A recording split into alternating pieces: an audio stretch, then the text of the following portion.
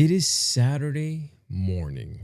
Not just any Saturday morning, the Saturday morning, the one you've been holding in the back of your mind since the last one ended. The one your whole week has been quietly building towards without you even fully realizing it. You are somewhere between, I don't know, 6 and 12 years old. The exact age doesn't really matter right now. What matters is that you know, with the absolute certainty that only children possess about the things that truly matter, that the next 3 hours belong entirely to you. The house is still. Your parents' door is closed. If you have a dog, the dog is somewhere. Right? He's probably still warm and asleep. The world outside is that specific early morning gray that Saturday mornings always seem to have. Not dark, not fully bright, just suspended, waiting, holding its breath along with you. You came downstairs already knowing, right? Already anticipating. You didn't need an alarm. You didn't need anyone to tell you. Your body just knew. And if you didn't live somewhere that you had two floors, well, you were just somewhere in front of that TV. Now you went and you poured yourself your cereal. You do not pour a reasonable amount of cereal. You pour the amount that your parents would look at and say something about you. You add the milk. You carry it carefully. And I do mean carefully because nothing can go wrong now. Nothing can interrupt what's about to happen. And you sit down right in front of that TV. You press the button or you click the dial or you hit the remote that has those raised little rubber buttons like I mentioned before that you have to press with actual intention, and the screen comes to life.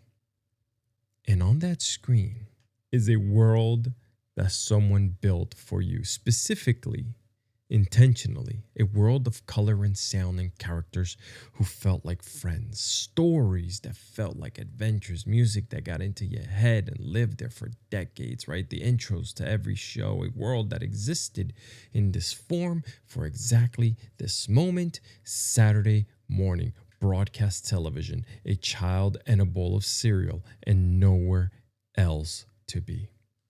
And I want to tell you something that I don't think we say enough when we talk about Saturday morning cartoons. What we had was not an accident. It was not random. It was not just a natural byproduct of television needing to fill time on weekend mornings. What we had was the result of decades of creative evolution, of networks competing fiercely for the attention and loyalty of us, the children, of animators and writers and producers who genuinely, deeply cared about the stories they were telling you. And all of it culminated in the 90s in something that has never been replicated before or since. You see, we were the last generation to have it. The last generation to wake up on Saturday morning and find that television, the free over-the-air antenna-powered, no subscription required television, had prepared a gift for us. And we didn't know it was the last time. We didn't know that one day it would be gone. We just sat there and with our cereal and received it the way you receive something you assume will always be there. It wasn't always there. And today, we're going to honor what it was. 90s, baby.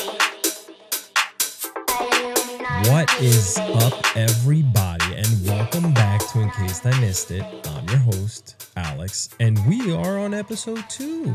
The show is alive, my friends. The community is growing. I'm getting a lot of messages. I'm so grateful for every single one of you who has been taking the time to download, listen, follow, watch it on YouTube. By the way, if you missed episode 1, go back. We made the full 5-pillar receipts in hand case for why the 90s were the greatest decade in modern history. Music, movies, TV, sports, culture. We ran the table. So when you get a chance, make sure you go listen to that. But today, now, right here, this minute, oh baby, today I want to do something a little different, okay? Today is not just a nostalgia episode. Today is a documentary. We're going deep, friends. We're going behind the scenes. We're talking about Saturday morning cartoons, but not the version where you just list the shows and say, hey, remember this one? Or did you like that one? Or, getting you all hyped up. We're talking about the full story, the history, the rise, the fall. You might be sitting there wondering whatever happened. The shows that defined a generation, the networks that built them, and the business decisions that eventually, ended all of them. By the time this episode is over, I want you to understand not just what Saturday morning cartoons were, but why they were as great as they were, how they got made, and what it actually means that they're freaking gone. This episode is for every kid who ever sat on the carpet in their pajamas and felt for a few hours like the world was exactly right. Okay, so without further ado, let's get into it.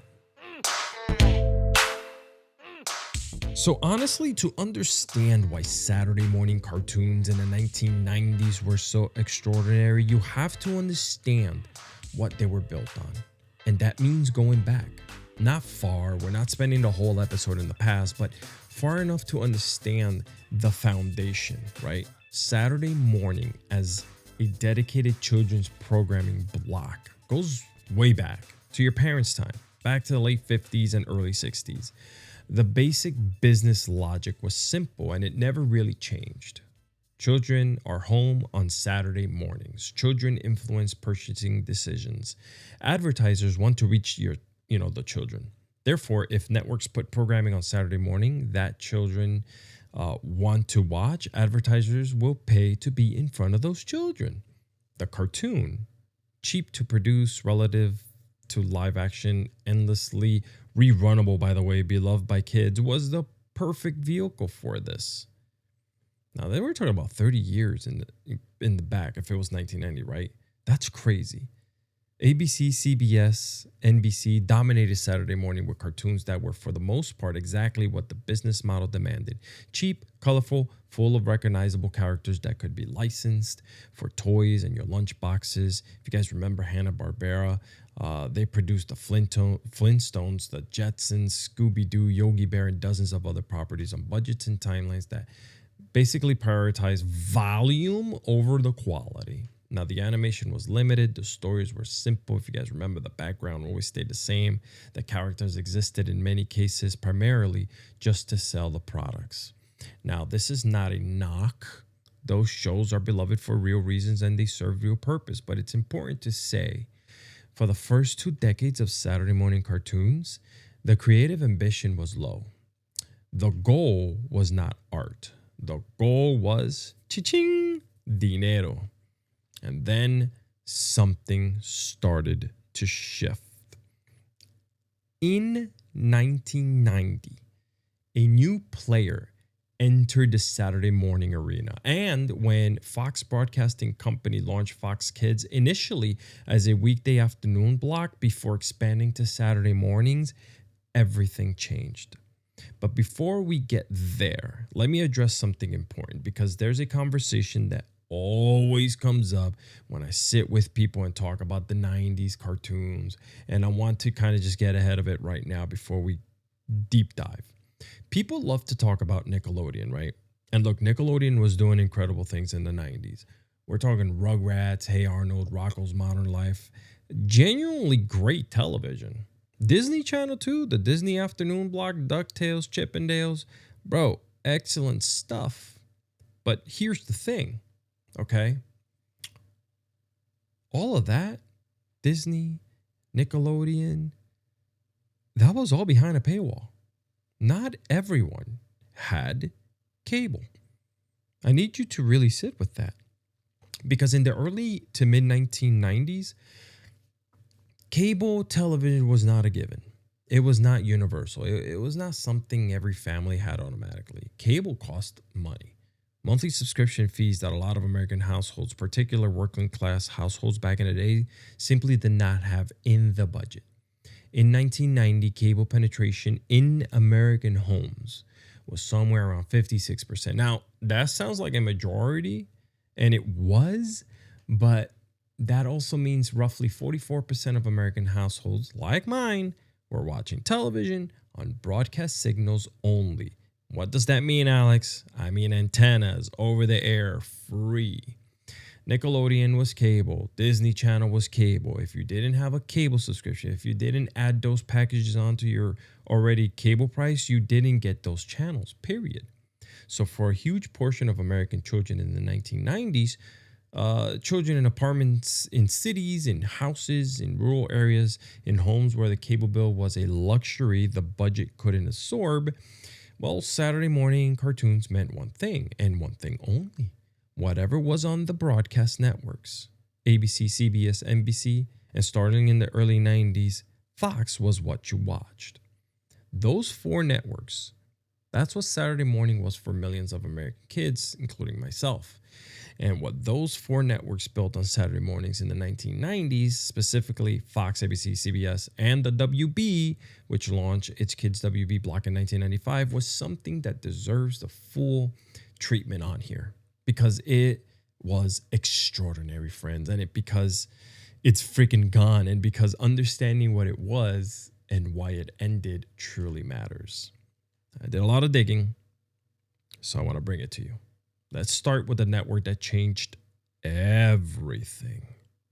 Fox Broadcasting Company launched its children programming block initially called the Fox Children's Network in 1990. And from the very beginning, Fox Kids was operating with a philosophy that was fundamentally different from what the other legacy networks were doing. The legacy networks, ABC, CBS, NBC, had been doing Saturday morning cartoons for decades by 1990. They had systems. They had relationships with established animation studios. They had formats that worked well enough. They were not, broadly speaking, looking to take any risks, right? Fox was different. Fox was the upstart. Fox was the fourth network, the challenger, the one with nothing to lose and everything to gain. And Fox Kids, under the leadership of a programming executive named Margaret Loesch, who ran the division from its founding through about 1996, made a decision that would reshape children's television forever. You see, they decided to take animation seriously. Margaret Loesch came from a background in animation. She had worked at Hanna-Barbera. She had worked at Marvel Productions before coming to Fox. She understood what animation could be when the creative ambition matched the commercial investment. And she used Fox Kids as the platform to prove it. The first landmark show was not immediately obvious as a landmark show, by the way. X-Men the Animated Series premiered on Fox Kids on October 31st, 1992, Halloween morning, and within weeks, it was the highest rated Saturday morning show on any network. But the reason it was the highest rated show wasn't just because kids liked superheroes, no. It was because X-Men, the animated series, was treating its audience like they were capable of handling something real. The X-Men, a team of mutants, people born with extraordinary abilities who are feared and hunted by the society they're trying to protect, were explicitly and without apology a freaking metaphor, a metaphor for discrimination, for the experience of being othered, for what it means to be different in a world that responds to difference, to difference with fear, kind of like today. The show aired episodes that dealt with the Holocaust directly with the actual word on a Saturday morning cartoon, by the way. It depicted Senator Robert Kelly's anti-mutant legislation in ways that mapped transparently onto real civil rights battles in American history. It showed Charles Xavier and Magneto as two different responses to oppression, one seeking integration and coexistence, one arguing with that survival requires confrontation, and it let both arguments have real weight without simply declaring one right and one wrong, is what I'm trying to say. This was on Saturday mornings for children in 1992. The show ran for 5 seasons and 76 episodes from 1992 to 1997. It launched one of the most successful superhero film franchises in history, and it definitely proved that children's animation could carry serious themes without losing its audience. It could be both entertaining and meaningful, both fun and important. And then came the show that didn't just change Saturday morning cartoons, it changed animation itself. What am I talking about? Batman the Animated Series. I want to spend some real time here on this because Batman is not just the greatest Saturday morning cartoon of the 90s. It is, by the consensus of animation historians, critics, and the artists who came after it, one of the greatest animated series ever produced for any audience in any era. And it aired on a Saturday morning on Fox Kids starting in September of 1992. Crazy. It was created by Bruce Timm and Eric Radomski, produced by Warner Brothers Animation. Batman the Animated Series was the result of a specific and deliberate, extraordinary creative vision. Timm and Radomski wanted to make an animated Batman that felt like a film, not a TV show, not a cartoon, a freaking film.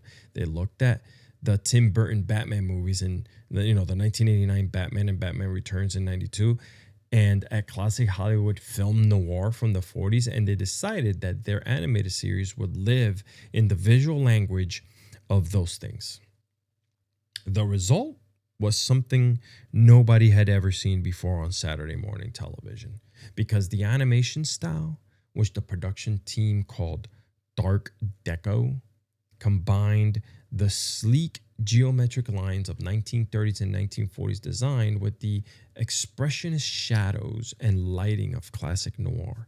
Gotham City and Batman the Animated Series looked like no animated city ever looked like, right? It was dark and massive and beautiful and threatening.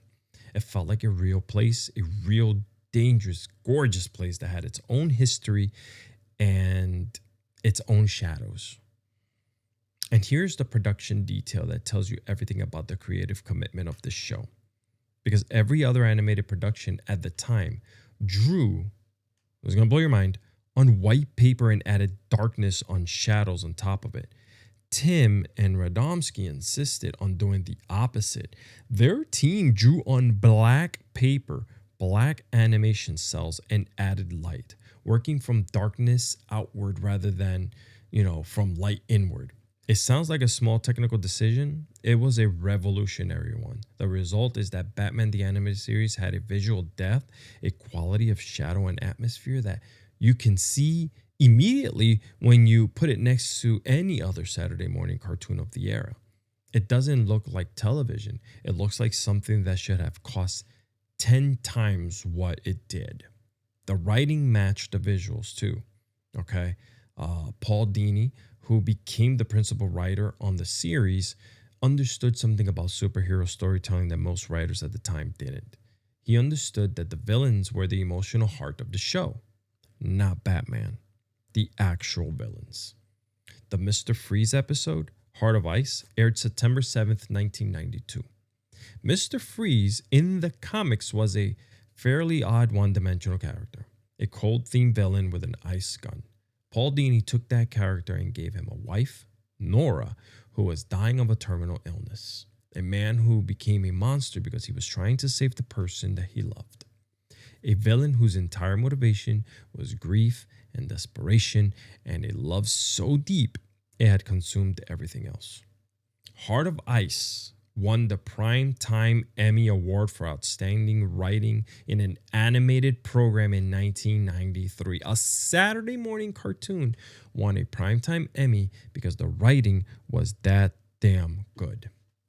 The Two-Face episode, the Joker, voiced by Mark Hamill, in a performance so definitive that it influenced every portrayal of the character that followed, including Heath Ledger's Academy Award-winning performance in The Dark Knight, the humanity given to Harvey Dent, the complexity given to Catwoman. Friends, Batman the Animated Series ran from 92 to 95 on Fox Kids, then continued as the New Batman Adventures on Kids WB from 97 to 99. 109 episodes total across both seasons. It won 4 Emmy Awards. It launched an entire interconnected animated universe. Superman the Animated Series, Batman Beyond, Justice League. They continued for over a decade, and it is collectively known as the DC Animated Universe. All of it started on Saturday morning on Fox Kids in 1992. Fox Kids didn't stop there, though. They really, no, not even close. Because something else came next. Spider-Man, the Animated Series, premiered in November of 1994 and ran for 5 seasons, 65 episodes until 1998. The show brought a level of serialized storytelling to superhero animation that the medium hadn't attempted before. Multi-episode story arcs, ongoing character development, consequences that carried forward from episode to episode. Mary Jane Watson and Peter Parker's relationship was treated as a genuine emotional story, right? Not just backdrop. The show was produced under significant restriction from Toy Biz, by the way, the company that owned the Marvel license and had rules about what could and couldn't appear on television, on the screen. No blood, no direct punching, and the creative team found ways to work around those restrictions that actually made the show more creative, not less, okay? Constraints breeding invention yet again.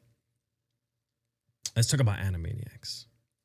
Animaniacs, technically a Warner Brothers production that aired on Fox Kids starting in 1993 before moving to Kids WB, was one of the most ambitious animated series ever made for children. Who remembers Yakko, Wacko, and Dot Warner? The 3 Warner siblings who had been captured and locked in the Warner Brothers water tower. They were anarchists and brilliant and relentlessly fourth wall breaking in a way that owed everything to classic Looney Tunes while being completely on their own moment. The show featured Pinky and the Brain, two mice, one a genius, one insane, trying to take over the world every night. I could sing it in my head. Who eventually got their own spin-off series. It featured Slappy Squirrel, a retired cartoon star whose segments were essentially love letters to classic animation history. It featured a song, Yakko's World, in which Yakko Warner names every country on the planet to the tune of the Mexican hat dance that taught geography to an entire generation of children, some till this day, okay, who had no idea they were learning geography. Steven Spielberg was an executive producer. He pushed the writing staff to make the show smart, genuinely, okay, while also being funny. The result was a show that adults could sit down and watch with their children, not out of like obligation, but because they were entertained. That dual audience achievement, making something that works for both children and adults simultaneously, is one of the hardest things in entertainment. Animaniacs did it week after week. The Mighty Morphin Power Rangers, which we talked about, or I mean, at least I talk about all the time, right? In real life, if you know me. Premiered on August 28th, 1993 on Fox Kids and became the defining toy commercial television event of the decade. But even Power Rangers, which was more transparently commercial than Batman or X-Men, was built on a foundation of genuine craft. They were written so that kids could identify with them. And the show's multicultural cast, which featured a Black Ranger, an Asian American Ranger in its original lineup, was, for 1993, genuinely progressive. A progressive representation in children's television. Fox Kids, at its peak, roughly 92 through 97, was the most creatively ambitious Saturday morning block in the history of American children's television. Under Margaret Loesch's leadership, it consistently produced shows that were better than they had any a commercial reason to be. It won Emmys. It launched franchises. It proved that children deserve better than what they'd been given. And it raised a generation of kids who didn't know they were being given something extraordinary. They just knew that Saturday morning on Fox felt way different, bigger, way more alive. Well, folks, it then ended. It did. In 1996, News Corporation, Rupert Murdoch's company, which owned Fox, sold Fox Kids to a company called Saban Entertainment and Haim Saban for a reported $1.5 billion. This was the same Haim Saban who had produced Power Rangers. He was now buying the entire network that had made his show a phenomenon. Under Saban's ownership, Fox Kids continued through the late 90s, but the creative identity began to change because the emphasis shifted more heavily towards action and toys, towards properties that were primarily designed to sell merchandise. The sophisticated storytelling of Batman and X-Men, that entire era became less central. The shows that replaced them were often competent, but rarely exceptional. And then in 2001, on August 26, 2001 to be precise, Fox Kids aired its final Saturday morning block.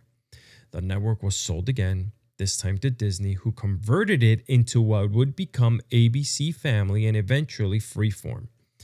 The Fox Kids brand was gone. But here's the full picture of why Fox Kids ended that most people don't know. It wasn't just a business decision by one company. It was the result of a fundamental shift in the regulatory and commercial landscape that made Saturday morning cartoons as they had existed economically unviable. Let's talk about it. In 1996, the Federal Communications Commission, FCC, updated and strengthened enforcement of children's television, of their Children's Television Act of 1990. Legislation that required broadcast networks to air a minimum of 3 hours per week of educational programming for children. The FCC's new guideline defined educational in specific ways that most entertainment cartoons did not meet. Networks were now required to air programming that was explicitly curriculum-based, that had identified learning objectives that could demonstrate measurable educational outcomes. What this meant practically was that the creative freedom that had produced Batman the Animated Series and X-Men was now operating inside a framework that prioritized measurability over imagination. You couldn't prove that watching Batman made children smarter in ways the FCC wanted to document. You could prove that a show designed around specific learning objectives was meeting those objectives, okay? It's a lot to go through. The networks responded by shifting their Saturday morning lineups towards shows that could check all the boxes. The commercial incentive to compete for Saturday morning advertising dollars, which had been the engine that drove the creativity, simultaneously began eroding as cable penetration increased and Saturday morning audiences fragmented across dozens of channels. The advertisers followed the audience to cable. The broadcast networks, facing all these constraints and declining advertiser interest, began retreating from the Saturday morning animation arms race. By the early 2000s, all three major broadcast networks had largely abandoned traditional Saturday morning cartoon blocks. NBC had replaced theirs with news programming. CBS has shifted to live action educational programming. ABC, under Disney ownership, maintained animation longer than the others before eventually transitioning as well. The era ended not with a dramatic cancellation, but with a slow economic and regulatory suffocation. The conditions that had made it possible, the commercial incentives, the creative freedoms, the shared broadcast audience, were dismantled piece by piece over the course of a decade. And Saturday morning was never the same again. While Fox Kids was burning bright and revolutionary, ABC was doing something different. ABC was the elder statesman of Saturday morning, the network that had been in the game the longest and that by the 1990s had developed a lineup that was comfortable and beloved and occasionally brilliant. Okay. ABC in the early 90s was still operating with the Saturday morning model that had served it well for decades. Live action and animation all mixed together. A reliable roster of shows that parents recognized and trusted. They weren't edgy, not revolutionary, but consistently good, right? The show that came to define ABC's Saturday morning identity in the early 90s was Saved by the Bell, which, while, not a cartoon, became one of the most iconic Saturday morning viewing experiences of the generation. Zach Morris, AC Slater, Screech, Lisa Turtle, Kelly Kapowski, Jesse Spano. The gang at Bayside High was appointments Saturday morning television from 1989 through 1993, and its influence on a generation of children's understanding of high school, relationships, and Saturday morning television was enormous.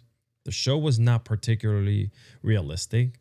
It was not particularly sophisticated, but it had a warmth and an energy that made it compulsively watchable. And its cast had a chemistry that translated through the screen into genuine affection. ABC also had Beetlejuice, the animated series, based on the Tim Burton film. But ABC's truly great era, the moment where they competed most directly with Fox for the title of Greatest Saturday Morning Block, came in the late 90s. In 1997, ABC rebranded their Saturday morning block as One Saturday Morning. And One Saturday Morning was one of the most ambitious packaging concepts in the history of children's broadcast television, because instead of simply airing a lineup of separate shows, ABC created an immersive environment, a fictional setting called One Saturday Morning Clubhouse, hosted by live characters who appeared between the cartoons, creating a sense of continuity and community across the entire morning. The shows weren't just shows, they were part of this world that they were building. The anchor of One Saturday Morning was the show Recess, which premiered September 13th, 1997, and which I will argue until my last breath is one of the most emotionally intelligent animated shows ever made for children.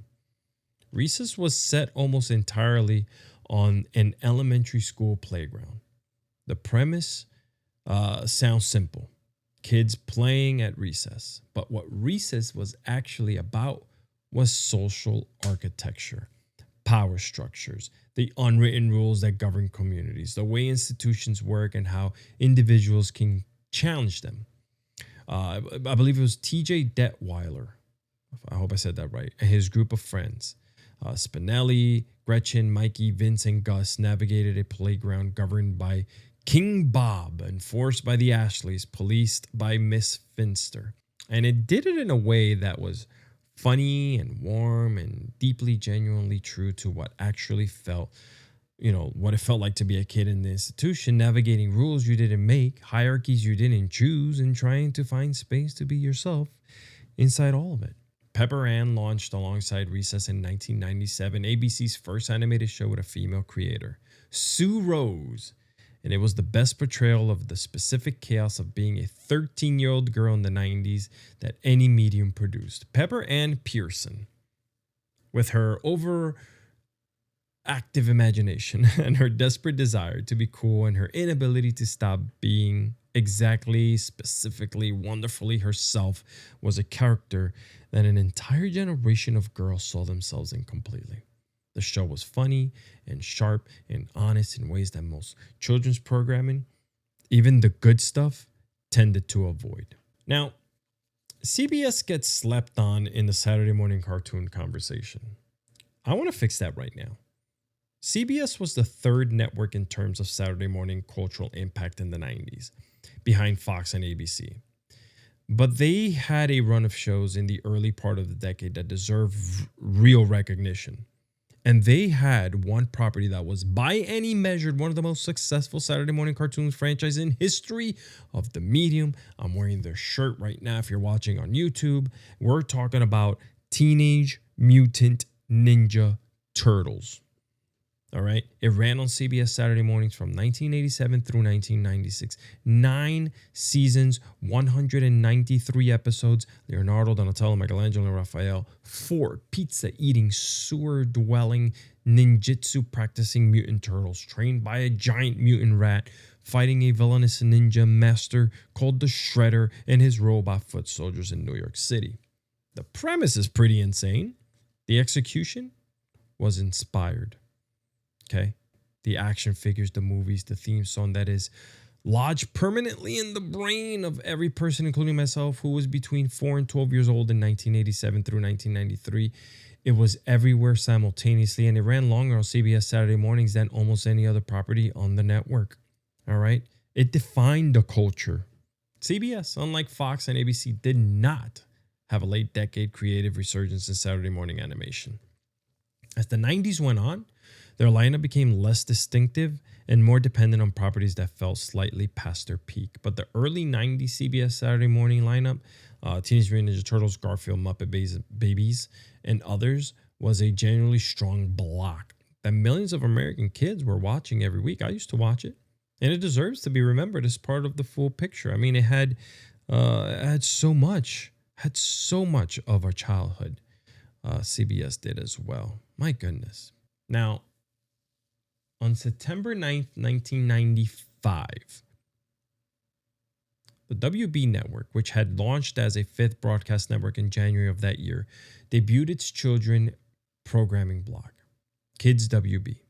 And Kids WB entered the Saturday morning arena not as a challenger trying to prove something, but as a fully formed competitor with a roster that was, from day one, as strong as anything on any other network. The reason was Warner Brothers Animation. That alone, okay? The same studio that had produced Batman the Animated Series for Fox Kids, well, they are now producing for Kids WB. Bruce Timm, Paul Dini, the DC Animated Universe, all of it moved to Kids WB in the mid to late 90s, and the block immediately became appointment Saturday morning television. Superman, the animated series, premiered on September 6, 1996 on Kids WB and brought the same visual sophistication and storytelling ambition that had defined Batman, all to the Man of Steel. The show redesigned Superman's visual language, giving him a sleeker, more geometric look that fit the dark deco aesthetic of the animated universe and told stories that engaged seriously with what it meant to be the most powerful being on the planet while also being the most isolated. We're talking Brainiac's history, Lex Luthor as a corporate villain rather than a cartoonish one, Lois Lane written as a fully realized person with her own story, not just a love interest. Superman, the animated series, is frequently cited as the definite animated adaptation of the character. And that ran from 1996 to 2000. Now, Animaniacs moved to Kids WB when it continued after its Fox Kids run. And the Pinky and the Brain spinoff launched on Kids WB in 1995. The show ran for 4 seasons and won 3 Daytime Emmy Awards. Let's talk about Freakazoid, which also launched in 1995, created by Bruce Timm and Paul Dini, produced by Steven Spielberg, a superhero parody that was deliberately chaotic. Dexter Douglas, a teenager who got sucked into the internet and emerged as a hyperactive superhero with no filter and a complete inability to take anything seriously, was a character that basically was like satire to the superhero genre while also being genuinely very funny. Right? Freakazoid ran for 2 seasons and developed a devoted cult following that persists to this day. It is the one Kids WB show that never got the cultural recognition it deserved at the time, and that the people who loved it will defend it loudly to anyone who asks. Let's talk about Batman Beyond. It launched on Kids WB on January 10th, 1999, set in a futuristic Gotham with an elderly Bruce Wayne mentoring a teenage Terry McGinnis as the new Batman, and it was, in many ways, the most ambitious project the DC Animated Universe had attempted. A Batman story set in a cyberpunk future, a show that was genuinely science fiction as well as superhero drama, a teenage protagonist who was not only a sidekick, but a full lead, right? with his own story, his own relationship, his own reasons for putting on the suit. Batman Beyond ran for 3 seasons and is regularly cited by the animation critics as one of the most underrated animated series in American television history. Kids WB also had Hysteria, another Spielberg production, an educational history show disguised as an anarchy comedy in the tradition of Animaniacs, and the new Batman Adventures, which continued the original animated series storylines. The block maintained genuine creative momentum through the end of the decade in a way that none of the other networks quite managed in that same period. Now, Kids WB continued operating until May 17th, 2008, when it aired its final broadcast. It was the last major broadcast network Saturday morning children's programming block to survive into the 2000s, and its end marked formally and officially the end of Saturday morning cartoon era, okay, as it had existed for almost 4 decades. Now, before we move on, I have to mention something that sometimes gets left out of the Saturday morning conversation, and it shouldn't be left out because it was part of the same world, the same ecosystem, right? The same gift we got as children. We're talking about weekday cartoons. Fox Kids was not just a Saturday morning block. From 1990 onward, Fox Kids ran weekday afternoon programming, and before that, in many markets, weekday morning programming as well. Okay, for children who got home from school at 3 or 4 in the afternoon, Fox Kids weekday afternoon was a second gift, a weekday version of the Saturday morning feeling. The Tick. You guys remember The Tick? It ran on Fox Kids weekday afternoon starting in 1994. Bobby's World. Bobby's World was created by comedian Howie Mandel, ran on Fox Kids weekday afternoons from 1990 through 1998. 8 seasons, one of the longest runs of any Fox Kids property. A young boy with a vivid imagination navigating family life with a mother whose thick Minnesota accent became one of the running jokes of the show. You guys remember The Mask? The movie? Well, it had his own animated series based on the Jim Carrey film. That ran on CBS weekday afternoons. Yes, CBS had a weekday block too, starting in 1995. Eek the Cat on Fox Kids weekday afternoons. Tasmania, the Tasmanian Devil's own spinoff, also on Fox Kids weekday afternoons. That all started in 1991. And Kids WB had a weekday afternoon block as well, which featured Superman, Batman, Pinky and the Brain, and their weekday runs, okay, all in their own slots. For kids who couldn't wait until Saturday, the WB weekday afternoon block was a daily installment of the same universe they loved, but only on the weekdays instead of the weekend. These weekday blocks don't get talked about as much as Saturday morning, but they were part of the same story, the same era, the same gift of free broadcast over the air animation that a generation of children received without knowing it was finite. All right now I want to take you to another segment here of the show, the Did You Know segment. 5 facts about the 90s Saturday morning cartoons that most people don't know. Let's start with Did You Know number 1. So apropos, right? Batman the Animated Series, as I mentioned before, was animated on black paper. Every other animated production at the time drew on white paper and added shadows and darkness on top of it, right? Tim Arondonsky did the opposite. Their team drew on black animation cells and added light, working from darkness outward instead, right, of the traditional stuff rather than light inward. This single decision, which cost essentially nothing extra, gave the show its distinctive noir atmosphere. And it is the reason it still looks more visually sophisticated than most animation being produced today. Constraints breeding creativity every single time. Let's go to Did You Know number 2. Did you know that Rugrats was canceled twice? The show premiered in 1991, ran 3 seasons on Nickelodeon. Yes, we're acknowledging its existence even if it was behind the cable paywall. And Rugrats was canceled in 1994. 3 years later, the reruns were performing so well, the Nickelodeon, team brought it back. Rugrats debuted to the highest ratings Nickelodeon had recorded to that point. It then ran until 2004 and came back again as a CGI reboot in 2021. 3 eras of the same show because someone believed in babies navigating an enormous world. All right, let's move on here to Did You Know number 3. This is another one. South Park. Did you know that South Park started as a $5,000 Christmas card? In 1992, Trey Parker and Matt Stone made a short animated film as a joke.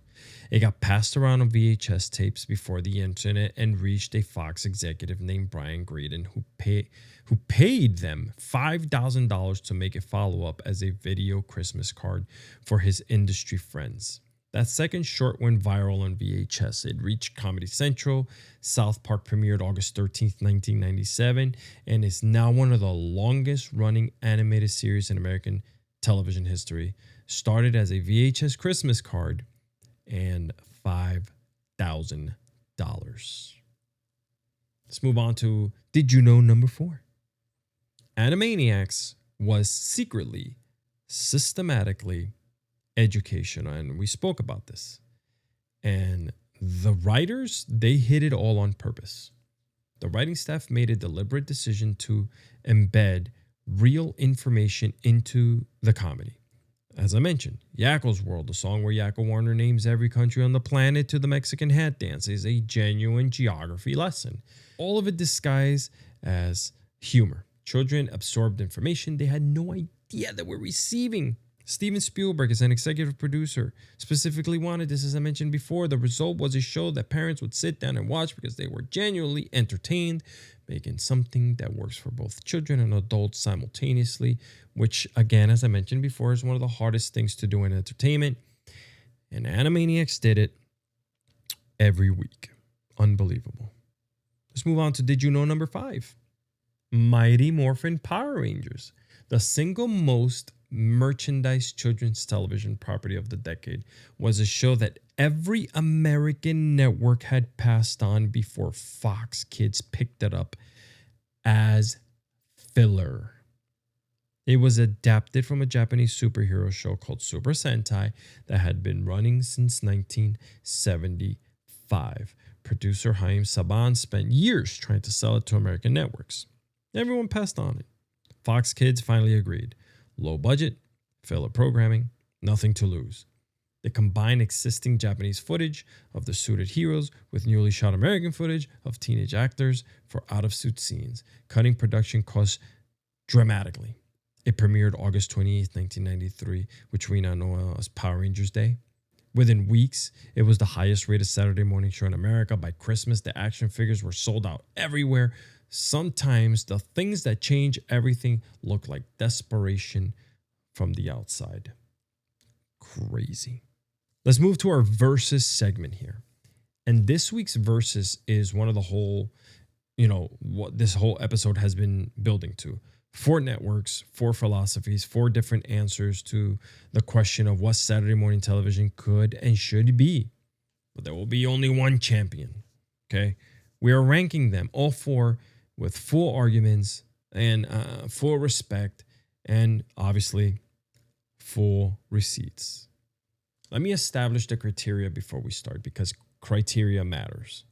I'm judging on 4 things: quality of the peak shows, consistency of the full roster, cultural impact, and legacy, meaning that what the shows produce have meant to the people who watch them in decades since.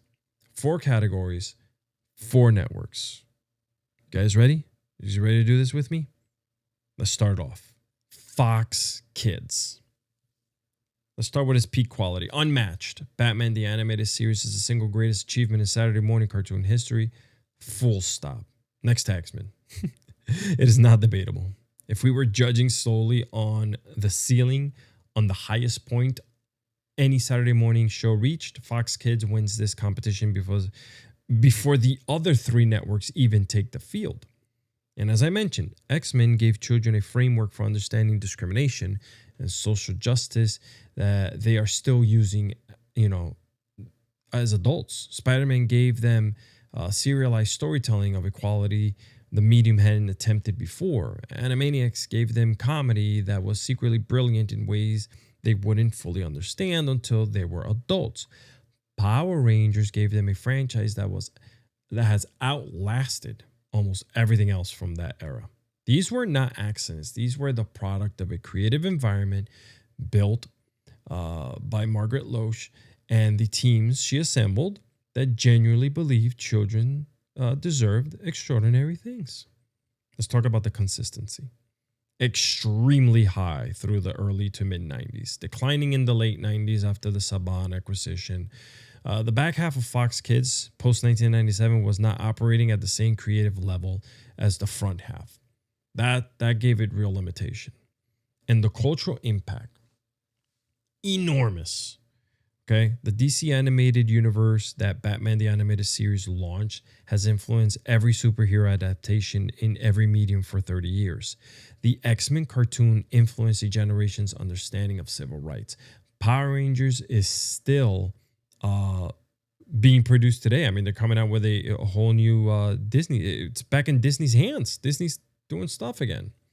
And legacy. Every animator, writer, and filmmaker who grew up watching Fox Kids in the early 90s carries it with them. Okay? It changed what they thought about animation and what it could be. It set a standard they've been trying to meet ever since. Let's move on to ABC. Now, Recess is the argument here. Because if Fox Kids has Batman, ABC has Recess, a show that operated at a level of emotional sophistication and social intelligence, again, that rivals anything in children's television. Pepper Ann is criminally underappreciated. One Saturday Morning as a packaging concept was genuinely innovative. The idea of turning a Saturday morning lineup into an immersive world rather than just a sequence of shows was creative ambition of a different kind. ABC's peak was also later than Fox's. One Saturday Morning launched in 1997 after Fox Kids' best years were already behind it. ABC was the network that was still getting better at the end of the decade while Fox was beginning to decline. And that timing matters.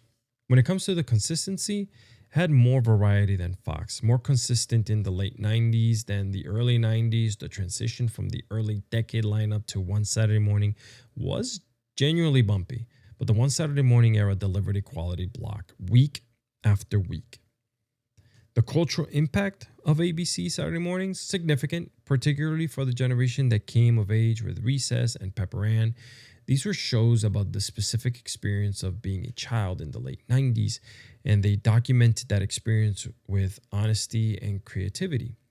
Saved by the Bell in the early 90s was a cultural phenomenon, and that transcended its Saturday morning origins. When you talk about ABC's legacy, again, Recess remains one of the most rewatched 90s cartoons among adults who grew up with it. The emotional intelligence of those stories holds up completely. Now we're going to talk about Kids WB. Even though Kids WB came into the Saturday morning world later on. When we talk about peak quality, I want to say as high as Fox. Batman Beyond, Superman the Animated Series, the continuation of the DC animated universe, Animaniacs, Pinky and the Brain. Kids WB had a roster that was competing at the very highest level. The advantage Kids WB had over Fox, again, is the timing. Kids WB was producing its best work in the late 90s when Fox Kids was in decline. Kids WB absorbed the Warner Brothers animation creative infrastructure that Fox had built and extended into a late decade run that was genuinely amazing.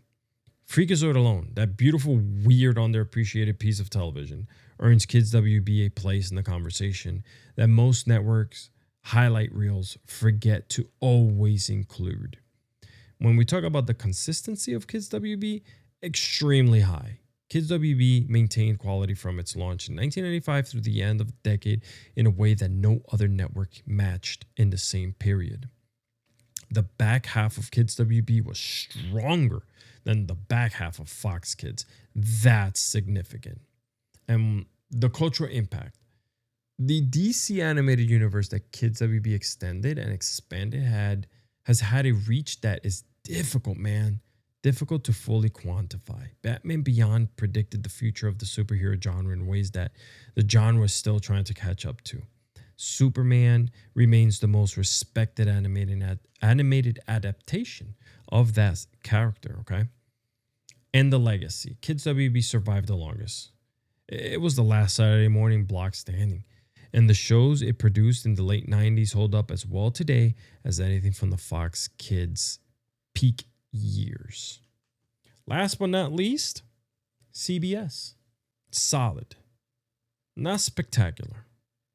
Teenage Mutant Ninja Turtles is a generational phenomenon, and its 9-year run on CBS Saturday mornings is a testament to the power of a perfectly executed concept. Garfield and Friends was exactly what it needed to be. Muppet Babies was quietly sophisticated in ways that its premise didn't suggest. CBS was not trying to compete with Fox on artistic ambition. CBS was just trying to be reliable, familiar, and beloved, and it succeeded at that. When it comes to its consistency, high for a specific lane. CBS shows ran long, man. Teenage Mutant Ninja Turtles, 9 seasons. Garfield, 6 seasons. Muppet Babies, 7. CBS built lasting properties that maintain them. Cultural impact. Well, Teenage Mutant Ninja Turtles' cultural impact is enormous. Friends, the franchise it launched has generated billions of dollars across multiple decades in multiple media. We're talking about 40 years, man. $4 billion action franchise. And it started with a Saturday morning cartoon on CBS. That is no small legacy. And talking about legacy, every child, okay, who knows Heroes in a Half Shell, okay, that jingle, Heroes in a Half Shell, Turtle Power, which is to say every person who was between 4 and 12 years old between 1987 and 1996 carries CBS Saturday morning with them. That is a specific and real legacy. But here is my honest, fully considered, willing to defend it ranking. Fox Kids at its peak was the greatest Saturday morning block ever assembled. All right.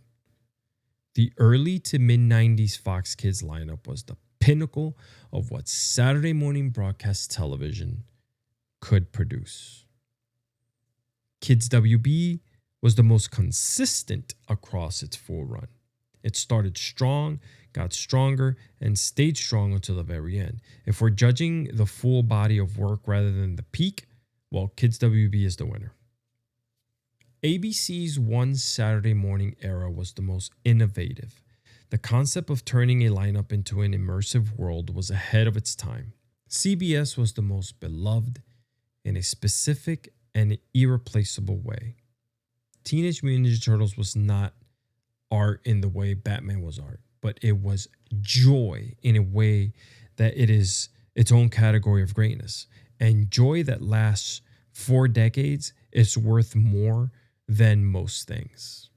My overall winner, though, Fox Kids. The ceiling wins. Batman wins. The creative ambition that Margaret Loesch brought to children's television in the early 90s was a once-in-a-generation achievement, and it deserves to be named the champion. But this is one of those competitions where being in second, third, or fourth place still means you were extraordinary on your own. All 4 of these networks gave something to the children who watched them that can't be quantified, and honestly, it cannot be replaced. What those animators and writers and producers built on Fox Kids, on ABC, CBS, Kids WB, mattered. It mattered in ways that commerce and ratings and Emmy counts don't fully capture. They built something that millions of children received on Saturday mornings as a gift. A gift that said, you are worth the effort. Your imagination is worth feeding. The stories you need to hear about courage and justice and empathy and identity are worth telling. Okay? And they told them well, extraordinarily well, for a full decade. Hey, if you haven't left a 5-star review on Apple Podcasts yet, please do that right now. Or go on Spotify too. All right? As soon as this episode ends. The show is 2 episodes old and those early reviews are everything. 30 seconds, 5 stars. It changes how the platform sees us. Share this episode. Think about the person in your life who would react to this episode the way you're reacting right now. The one who just texted you a Batman the Animated Series gif maybe, or still quoting lines from those shows from the early 90s. The one whose eyes light up when someone mentions Fox Kids. Send this to them. They need this in their life. Now, next week is going to be something special for every single person who ever had a controller in their hand. Because episode 3, we are talking about the 90s video game era, the full story. The console wars, Super NES versus Sega Genesis, Nintendo 64 versus PlayStation. And yes, we are picking a winner. We're going to fight about it. The games that defined the decade, the culture around the culture. Nintendo Power Magazine, Blockbuster rentals, cheat codes traded like currency on the playground the day that Nintendo 64 launched, and 350,000 units sold in 3 days. And the full story of how Mortal Kombat, a video game, walked into a United States Senate hearing and came out having created an entire federal rating system that every game sold today still uses. That episode is for every kid who stayed up past their bedtime because they were so close to the next save point. If, of course, you even had a memory card in those late 90s consoles. So come ready because it's going to hit different. I'm Alex, and as always, in case you missed it, the 90s were better.